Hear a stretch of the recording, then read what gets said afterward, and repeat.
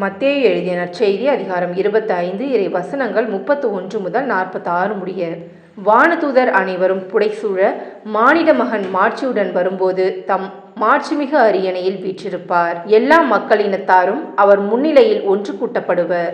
ஓர் ஆயர் செம்மறியாடுகளையும் வெள்ளாடுகளையும் வெவ்வேறாக பிரித்து செம்மறியாடுகளை வலப்பக்கத்திலும் வெள்ளாடுகளை இடப்பக்கத்திலும் நிறுத்துவது போல் அம்மக்களை அவர் வெவ்வேறாக பிரித்து நிறுத்துவார். பின்பு அரியணையில் வீற்றிருக்கும் அரசர் தம் வலப்பக்கத்தில் உள்ளோரை பார்த்து, என் தந்தையிடமிருந்து ஆசி பெற்றவர்களே, வாருங்கள். உலகம் தோன்றியது முதல் உங்களுக்காக ஏற்பாடு செய்யப்பட்டிருக்கும் ஆட்சியை உரிமை பேராக பெற்றுக்கொள்ளுங்கள். ஏனெனில் நான் பசியாயிருந்தேன், நீங்கள் உணவு கொடுத்தீர்கள். தாகமாயிருந்தேன், என் தாகத்தை தணித்தீர்கள். அந்நியனாக இருந்தேன், என்னை ஏற்றுக்கொண்டீர்கள். நான் ஆடையின்றி இருந்தேன், நீங்கள் எனக்கு ஆடை அணிவித்தீர்கள். நோயுற்றிருந்தேன், என்னை கவனித்து கொண்டீர்கள்.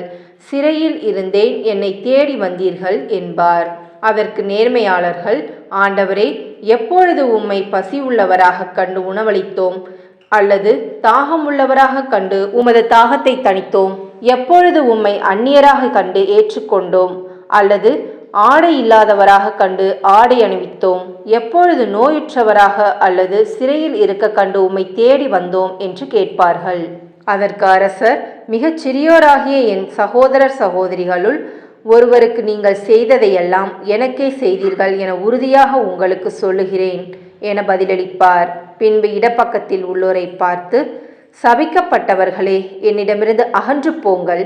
அலகைக்கும் அதன் தூதருக்கும் ஏற்பாடு செய்யப்பட்டிருக்கிற என்றும் அணையாத நெருப்புக்குள் செல்லுங்கள். ஏனெனில் நான் பசியாயிருந்தேன், நீங்கள் எனக்கு உணவு கொடுக்கவில்லை. தாகமாயிருந்தேன், என் தாகத்தை தணிக்கவில்லை. நான் அந்நியனாய் இருந்தேன், நீங்கள் என்னை ஏற்றுக்கொள்ளவில்லை. நோயுற்றிருந்தேன், சிறையில் இருந்தேன், என்னை கவனித்து கொள்ளவில்லை என்பார். அதற்கு அவர்கள், ஆண்டவரே, எப்பொழுது நீர் பசியாகவோ தாகமாகவோ அந்நியராகவோ ஆடையின்றியோ நோயுற்றோ சிறையிலோ இருக்க கண்டு உமக்கு தொண்டு செய்யாதிருந்தோம் என கேட்பார்கள். அப்பொழுது அவர், மிகச் சிறியோராகிய இவர்களுள் ஒருவருக்கு நீங்கள் எதையெல்லாம் செய்யவில்லையோ அதை எனக்கும் செய்யவில்லை என உறுதியாக உங்களுக்கு சொல்கிறேன் என பதிலளிப்பார். இவர்கள் முடிவில்லா தண்டனை அடையவும் நேர்மையாளர்கள் நிறைவாழ்வு பெறவும் செல்வார்கள். இது கிறிஸ்துவின் நற்செய்தி. கிறிஸ்துவே உமக்கு புகழ்.